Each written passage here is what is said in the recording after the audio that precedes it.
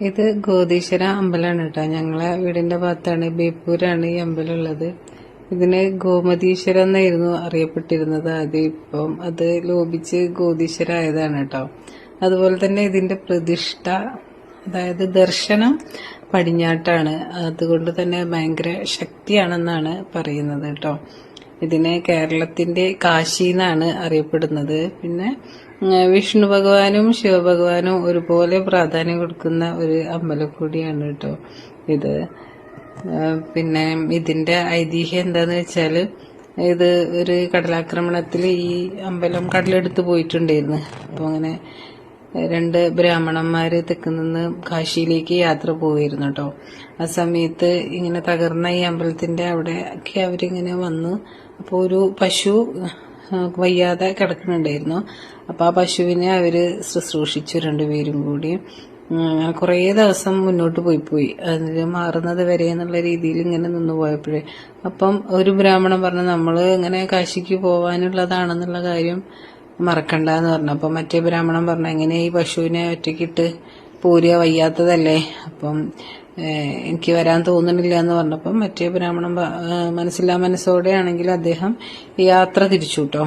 അങ്ങനെ ഇതിന്റെ ഈ പശുവിന്റെ കാലിന് കുളമ്പിനായിരുന്നു കൂടുതൽ പ്രശ്നം. അപ്പം 2ാമത്തെ ബ്രാഹ്മണൻ അതിന്റെ കുളമ്പിനൊക്കെ മരുന്ന് വെച്ച് കെട്ടി അതിന് മാറുന്ന വരെ പിന്നെയും കുറെ ദിവസവും കൂടി അവിടെ നിന്നു എന്നാണ് പറയുന്നത്. പിന്നെ ആ സമയത്ത് ശിവപാർവതി അർദ്ധനാരീശ്വര രൂപത്തിൽ പ്രത്യക്ഷപ്പെടുകയും ഈ അമ്പലം പുനർനിർമ്മിക്കണമെന്ന് ഈ ബ്രാഹ്മണനോട് പറയുകയും ചെയ്തെന്നാണ് ഐതിഹ്യം.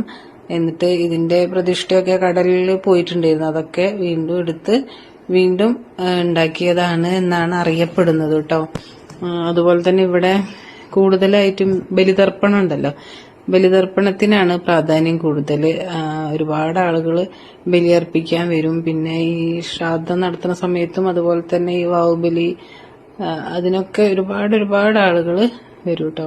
അപ്പം ഈ കടലിനോട് ചേർന്നിട്ട് ആയതുകൊണ്ട് തന്നെ ദക്ഷുവിന് ഭയങ്കര ഇഷ്ടമായി കേട്ടോ. ദക്ഷു കണ്ടപ്പോ തന്നെ അവിടേക്ക് കടലിന്റെ അടുത്തേക്ക് പോവാന്ന് പറഞ്ഞിട്ട് അതിനായിരുന്നു കച്ചറ കേട്ടോ.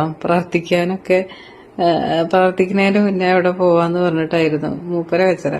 അപ്പം എന്തായാലും ഞങ്ങള് ശിവനെയും വിഷ്ണുവിനെയൊക്കെ നന്നായിട്ട് തൊഴുത് അതൊക്കെ കഴിഞ്ഞ് ചന്ദനൊക്കെ തൊട്ട് പിന്നെ കടലിന്റെ അവിടേക്ക് കാണിച്ചു കൊടുക്കാൻ വേണ്ടിയിട്ട് ഞങ്ങൾ പോയിട്ടോ.